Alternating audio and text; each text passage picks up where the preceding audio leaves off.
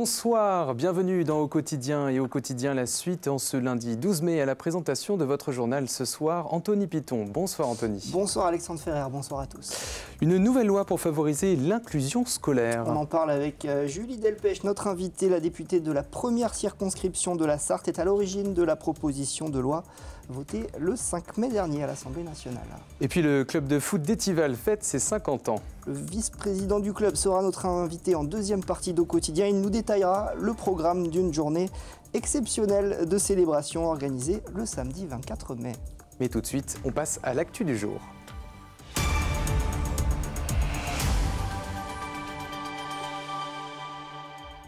Bienvenue dans votre journal du lundi 12 mai avec au sommaire la loi sur les déserts médicaux défendue en Sarthe. Et parmi les soutiens de cette loi, l'association des citoyens contre les déserts médicaux présidée par Laure Artru qui organise une réunion publique le jeudi 22 mai à Saint-Ouen-de-Mimbré.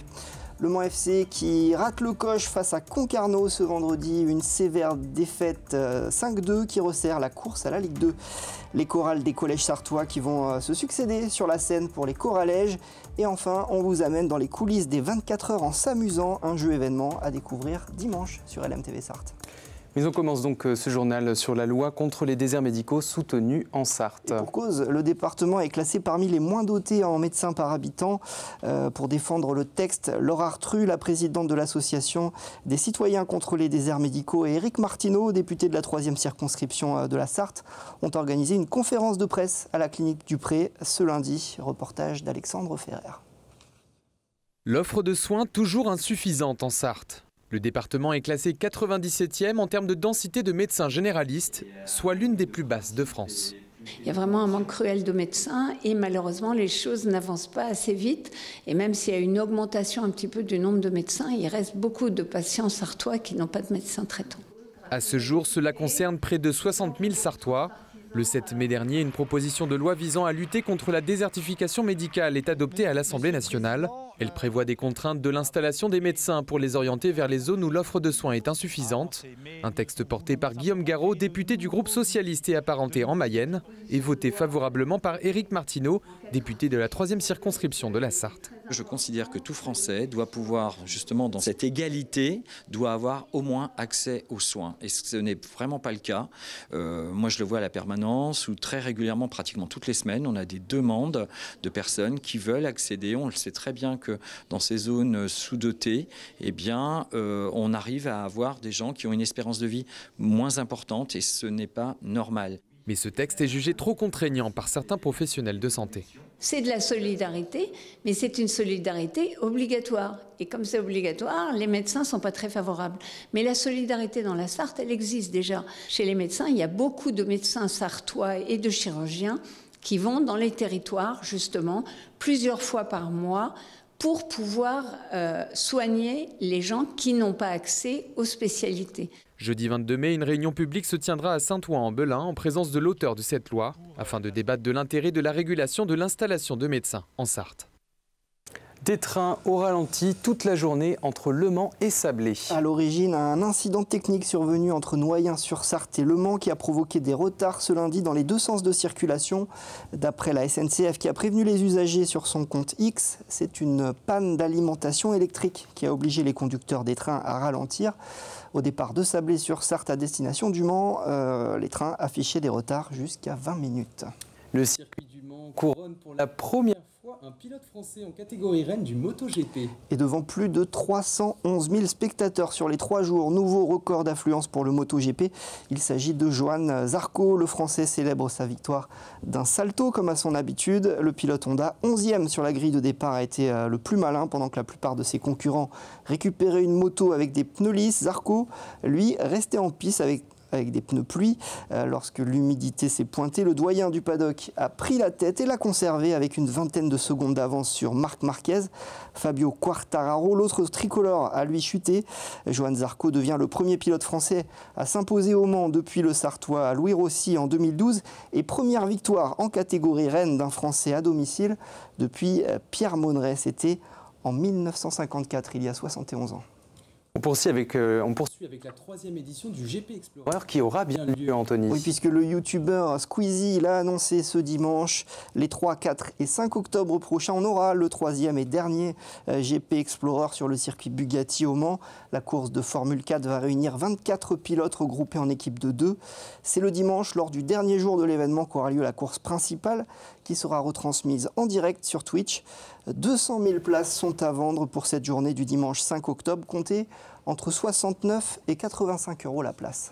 Côté foot maintenant, le Mans FC grille son joker à Concarneau. Oui, alors que les 100 et or pouvaient espérer décrocher la montée en Ligue 2 vendredi dernier sur les terrains des Tonniers, les Sartois ont pris une claque, défaite 5-2. Les joueurs de Patrick Videra restent deuxième seulement parce qu'ils ont marqué un but de plus que Boulogne.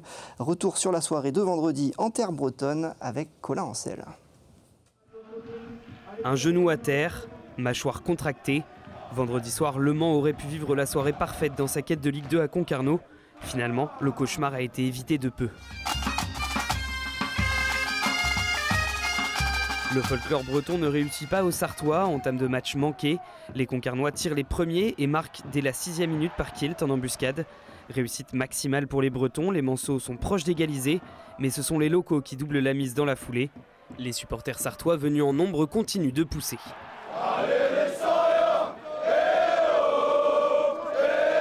C'est pas facile d'être supporter du Mans, c'est vraiment pas facile. On a galéré, on a trop galéré ces dernières années, mais il faut qu'on aille la chercher. Là, ce soir, moi, je vois des gars qui y croient. La deuxième mi-temps, j'espère qu'on va aller la chercher. En deuxième période, les Sartois reviennent au score sur cette superbe volée de Brice Augade. 2-1, l'espoir renaît. De courte durée, 10 minutes plus tard, la défense mancelle manque sa relance et l'ancien 100 et or Maxime Étuin redonne 2 buts d'avance au Tonnier. Ça sert à rien de se chercher des excuses, on a fait un non-match. Derrière, Le Mans encaisse 2 buts coup sur coup. 5-1. Dans le même temps, Boulogne mène 3-0 à Dijon. Au goal average, les nordistes sont devant les Sartois qui conservent finalement leur 2e place grâce au but de Dame Gay en fin de rencontre. C'est un match sans, ça arrive. Mentalement, on a encore un groupe jeune. Et voilà, peut-être que ces matchs tranchants sur la fin de saison, ils sont compliqués à gérer. Moi, j'ai confiance en mon groupe. Je vous dis la vérité, on a des joueurs issus du club, on a des joueurs qui mouillent le maillot. Et franchement, on revient de loin. Ce qu'on a fait, on le mérite. Et on ne va pas lâcher, vous inquiétez pas. Malgré tout, une communion avec les supporters, fiers, qui ont poussé leur équipe pendant l'entièreté du match. Je pense qu'on leur doit une revanche. C'était très très fort. Aujourd'hui, ils ont été derrière nous pendant le match, malgré la défaite, et y compris à la fin. Voilà, c'était écrit, c'est écrit, voilà, que ça sera la dernière journée. Et je pense qu'il faut prendre les choses positivement. Plus qu'un match pour espérer monter directement sans passer par le barrage d'accession. Le Mans a grillé son joker, mais à domicile et devant 20 000 personnes vendredi prochain, il ne reste plus qu'une étape sur le chemin de la Ligue 2. Et oui, un match crucial pour le Mans FC qui se jouera vendredi à domicile contre Versailles à 19h30. Près de 20 000 places ont déjà été réservées. Pour la 28e édition des Coralèges, 1000 collégiens étaient présents. Cet après-midi, c'était les dernières répétitions avant le premier spectacle à l'abbaye de l'Épau. Cette année, 9 représentations sont prévues avec 3 thématiques. La danse, les musiques de films et la vie et ses émotions. Reportage d'Elisa Cribier. Les derniers réglages avec les musiciens sont effectués. Les voix sont accordées et les sourires jusqu'aux oreilles. Depuis septembre, les élèves des 23 collèges s'entraînent toutes les semaines pour ce spectacle. Madeleine, élève de 5e, participe au Coralège pour la première fois. C'est ma meilleure amie qui le faisait qui m'a donné envie de le faire parce qu'elle rentrait à chaque fois avec plein de chansons dans la tête et elle était toute joyeuse. Alors moi, ça m'a vraiment donné envie d'essayer. Et je suis vraiment contente parce que ce projet, il est génial. Et j'ai très hâte d'être à ce soir pour montrer ce que j'ai fait à mes parents. Billie Eilish, Pharrell Williams, Lady Gaga ou encore ABBA. Les élèves interprètent 7 à 13 titres par spectacle. Les chansons qu'on chante, je les aime bien. Et puis vu que c'est des musiques de films, ça donne envie parce que la plupart du temps, on les connaît. Cette année, la formule change à l'abbaye de l'Épau. Les élèves se produisent sur 2 soirs pour permettre au plus grand nombre d'assister au spectacle. Les collégiens sont fiers de montrer leur travail à leur famille. Ça leur donne une bonne confiance en eux et puis ça leur permet parfois pour ceux qui sont en échec scolaire dans les matières plus littéraires, mathématiques, de se sentir valorisés et d'être vraiment au cœur d'un projet collectif. Un projet qui suscitera peut-être des vocations musicales ou au moins de bons souvenirs entre amis.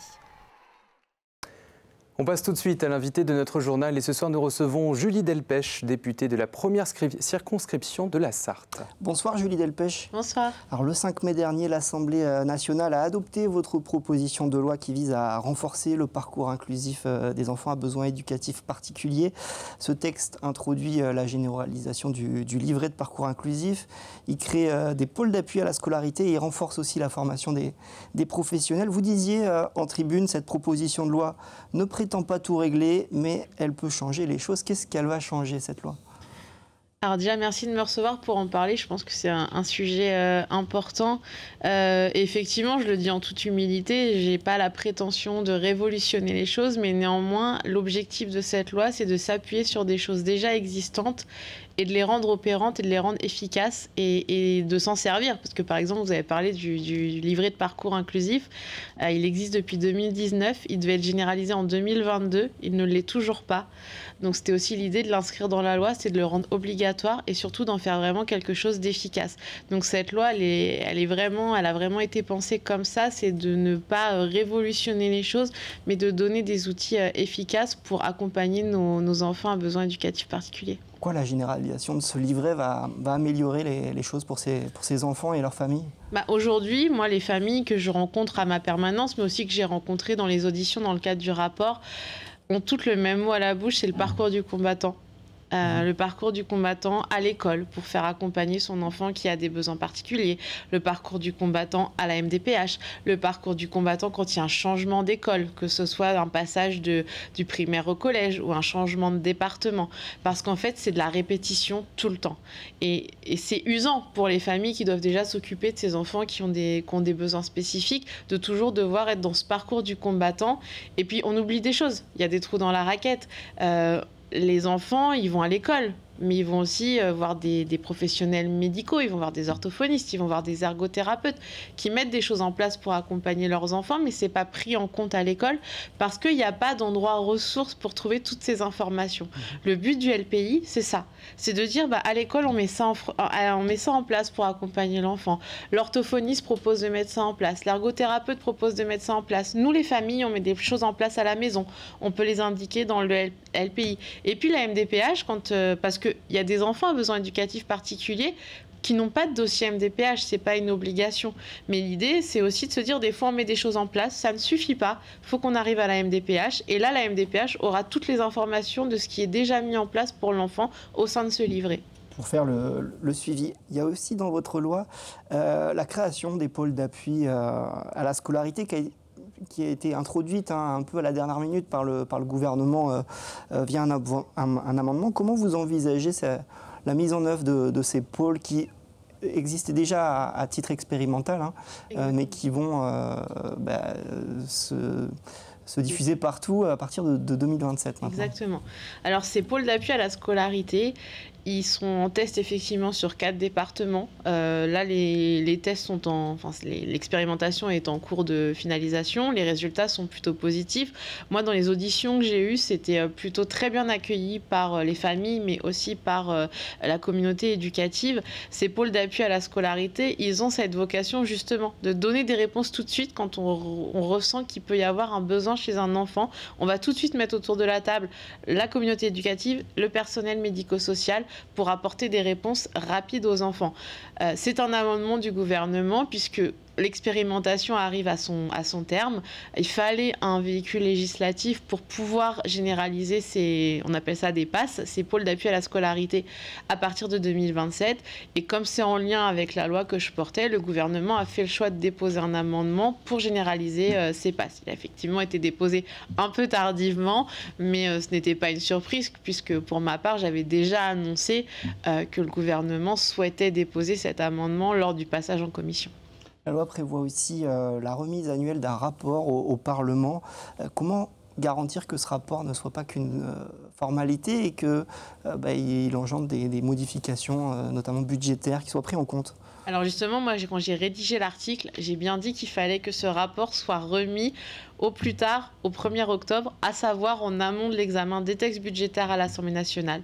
Et il faudra que notre commission, la commission des affaires culturelles et de l'éducation, puisse s'en saisir pour voir si le budget mis en place concernant ce qu'on appelle l'école inclusive est bien en adéquation avec ce que dit le rapport. Et l'idée de ce rapport, c'est de dire ce qui fonctionne, ce qui ne fonctionne pas, d'avoir aussi une idée du maillage territorial, parce qu'aujourd'hui, on ne sait pas trop, en fonction de la Sarthe, de la Creuse, de la Manche, comment ça se passe, est-ce que ça fonctionne, qu'est-ce qui marche, qu'est-ce qui ne marche pas.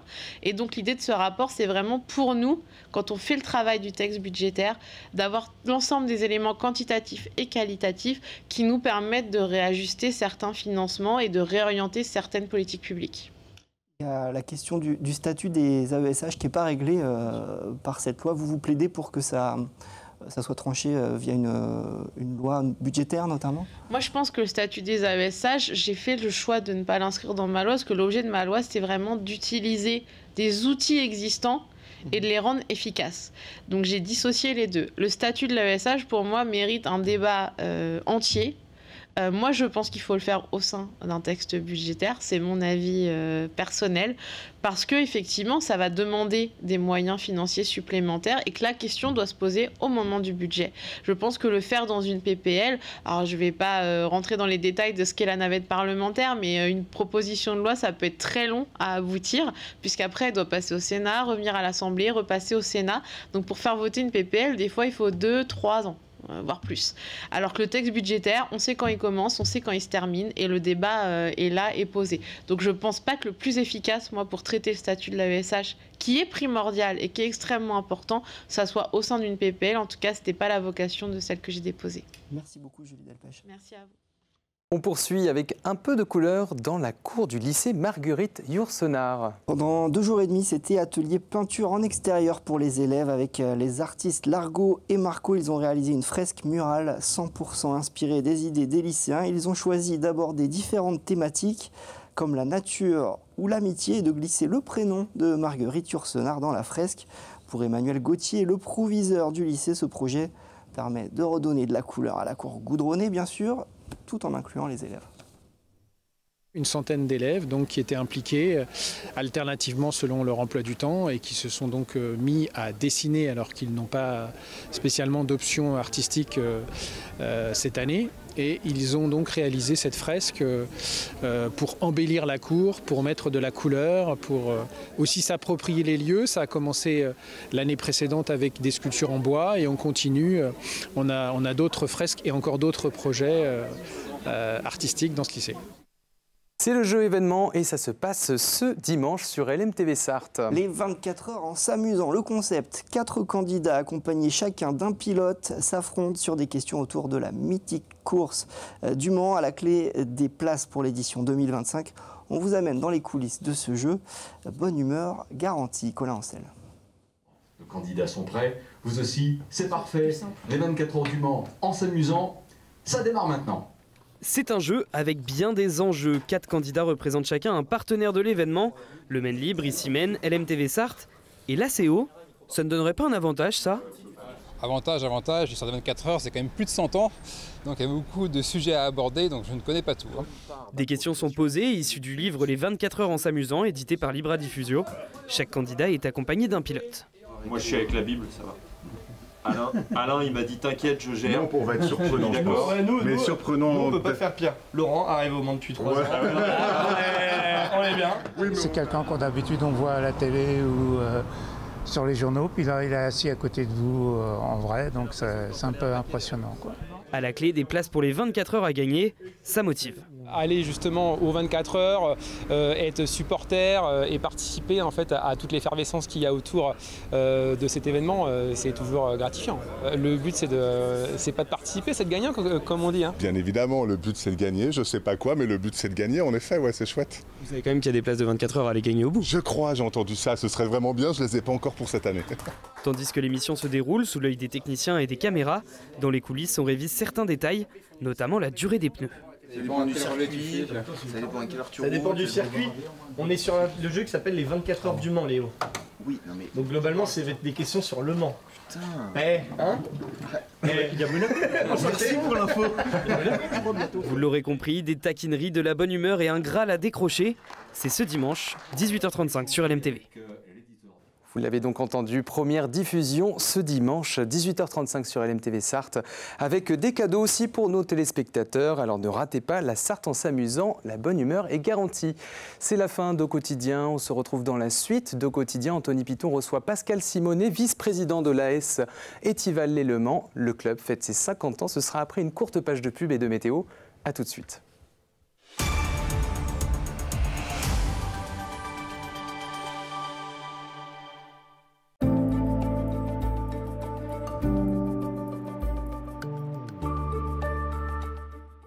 Bonsoir messieurs, dames, ravi de vous retrouver pour ce nouveau bulletin météo. J'espère que vous allez bien et que vous avez passé une excellente journée, un bon début de semaine en notre compagnie. Alors pour votre soirée, des conditions météo plutôt calmes sur l'ensemble de notre département. À l'image de cette carte, le ciel restera assez bien dégagé. Côté température, elles évoluent entre 11 et 15 degrés, avec 12 degrés à Montval-sur-Loire, comptez 13 degrés pour Angers, pour La Flèche ou encore à Vendôme, 14 degrés à Tours, Blois ou encore pour Sillum, 15 degrés au Mans. Pour la journée de mardi, vous voyez des éclaircies dès les premières heures de la matinée, avec un ciel, c'est vrai, assez variable, de temps en temps comme quelques passages nuageux. Les températures au lever du jour, elles évoluent entre 7 et 8 degrés, ça restera plutôt bien homogène avec 7 degrés à Mamers ou encore du côté de Sillum pour Angers ou encore pour Saint-Calais et pour La Ferté-Bernard, comptez 1 degré de plus pour La Flèche, à Tours, pour Laval ou encore du côté d'Alençon. Alors pour la suite de votre journée, c'est vrai que le ciel sera un petit peu plus couvert, ce sera un peu plus compliqué malheureusement de voir les rayons du soleil.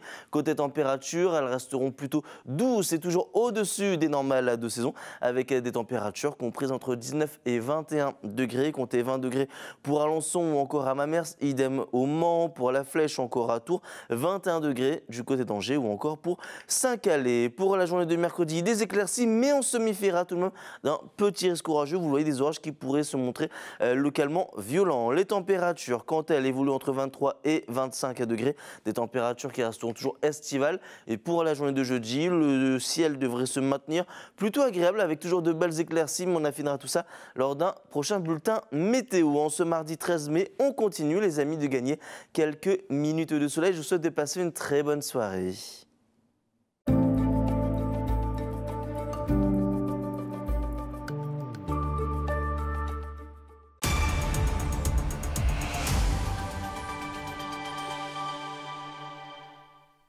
Bienvenue à tous si vous nous rejoignez pour cette deuxième partie d'Au Quotidien. Je suis avec Pascal Simonet. On va parler du club de football d'Étival qui fête ses 50 ans cette année. Ça sera le samedi 24 mai. Mais tout d'abord, on jette un coup d'œil à la carte de la qualité de l'air avec notre partenaire Air Pays de la Loire et ses moyens sur l'ensemble de la région Pays de la Loire. L'arrivée de masses d'air en provenance de l'océan contribue à l'import d'ozone sur la région. La qualité de l'air devrait de ce fait rester moyenne également dans les prochains jours. Pascal Simonet, bonsoir. Bonsoir. Vous venez nous parler de cette journée événement samedi 24 mai, le club d'Étival-Les-Le Mans qui fête ses 50 ans. Mais avant de parler des festivités, on peut parler peut-être de l'histoire de ce club qui est né en 1975. Comment il est né ce club ? Alors, le club a officiellement été créé en 1975, mais la possibilité était offerte aux Étivalois de pratiquer le football depuis 70, parce qu'entre 70 et 75, il y avait une entente avec le club de Saint-Georges. Mais devant la demande pressante des Étivalois de faire du football, deux personnes, M. Roguet et M. Maurice, qui était le maire à l'époque, ont pris les choses en main. Ils ont trouvé un terrain disponible et sur ce terrain, aidés par une vingtaine de bénévoles qui déjà voulaient pratiquer le football, plus deux agriculteurs, ils ont aménagé les deux terrains actuels et ils ont construit les vestiaires qui sont maintenant les anciens vestiaires. Au niveau sportif, cette saison, ça marche bien pour le club qui évolue en deuxième division de district, oui. pour ce qui est de l'équipe A, 4e place. Mais c'est l'équipe B surtout qui se distingue cette année puisqu'ils vont monter. Logiquement, je touche du bois. Hein. Ils doivent monter. Il suffit de faire match nul ou de gagner la semaine prochaine et puis on monte. Et je tiens à saluer vraiment ce groupe qui est constitué d'anciens joueurs de l'équipe première avec vraiment deux éducateurs très très motivés. Et on attendait depuis longtemps cette montée. C'est un beau succès pour le club. Comment ça s'explique ces bons résultats? Parce qu'il y a beaucoup de turnover dans le club, beaucoup de nouveaux joueurs qui arrivent chaque année. Alors, il y a à la fois beaucoup de nouveaux joueurs qui arrivent et puis il y a vraiment un groupe qui est constitué d'anciens joueurs. C'est vraiment un esprit de famille, autour du président d'ailleurs, Gérard Clairet et de sa famille, mais des étudiants font venir des étudiants, des copains font venir des copains, et chaque année on se trouve confronté à avoir plus de demandes qu'on peut accueillir de mutés.